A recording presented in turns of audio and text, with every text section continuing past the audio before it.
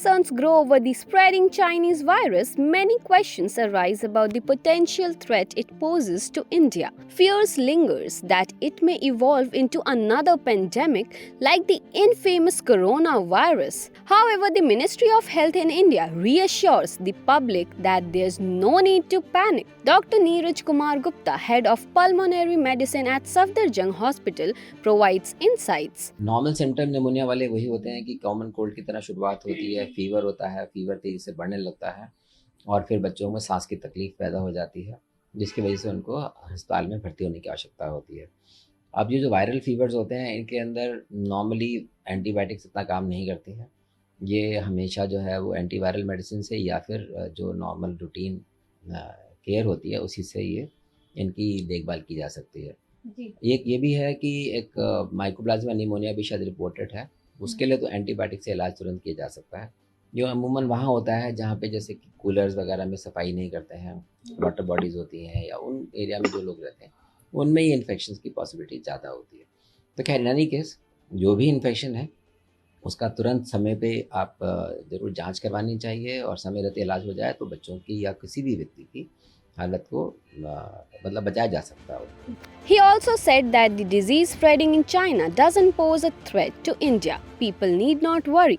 जहाँ पर आदमी क्लोजनेस होती है, सर्दियों के दिनों में यही होता है कि एक छोटे से घर में बहुत सारे लोग इकट्ठे ठंड की वजह से आ जाते हैं, पास पास आ जाते हैं, तो एक के बच्चे से इन्फेक्शन या एक व्यक्ति से इन्फेक्शन दूसरे को तेज़ी से फैलता है क्योंकि ये एयरबॉर्न है।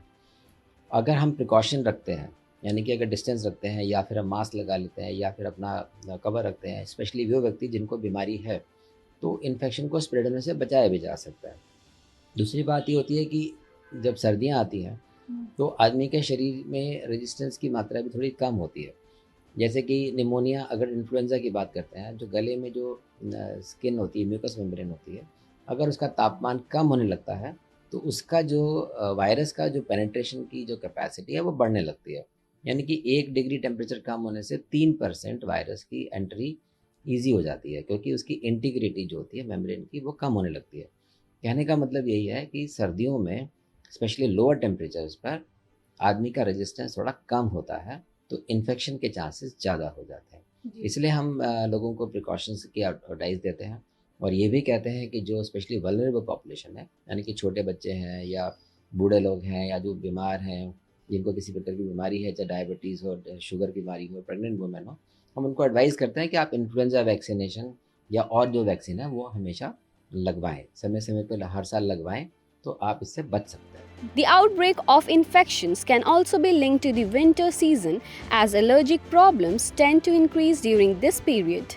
देखिए ये एक लेसन है हम लोगों के लिए कि ये हमारे यहाँ भी ऐसी स्थिति उत्पन्न हो सकती है, तो इसलिए आवश्यक है कि हम अपना ध्यान रखें। प्रिकॉशंस के जितने तरीके हैं, चाहे वो वैक्सीनेशन है, चाहे वो न्यूट्रिशन है, चाहे वो अपना समय पे अगर कोई बीमारी जैसे रेस्पिरेटरी डिसीज़ के जो व्यक्ति होते हैं या जो और बीमारी से संबंधित जिनको बीमारियाँ रहती हैं, तो हमेशा अपना समय पे इलाज कराएं और ये ज़रूर रखें। अब हम जैसे पोल्यूशन के टाइम पे एडवाइस करते हैं कि आप मैक्सिमम पोल्यूशन जब डे टाइम मॉर्निंग में या इवनिंग आवर्स में होता है तो उसमें बाहर ना निकलें। कहने का मतलब ये है कि एक्सपोजर अवॉइड करें, प्रिकॉशंस लें, अपना खान पान व्यायाम अपना जारी रखें और जो वैक्सीनेशन अगर आप करवाते हैं तो उससे आपको लाभ होगा। स्पेशली बच्चों के लिए तो ये बहुत आवश्यक है। Cases of the mysterious illness in China are causing concern. Symptoms are emerging in children, resulting in crowded hospitals. Prior to this, the Indian government issued guidelines regarding the disease. Stay tuned for more updates.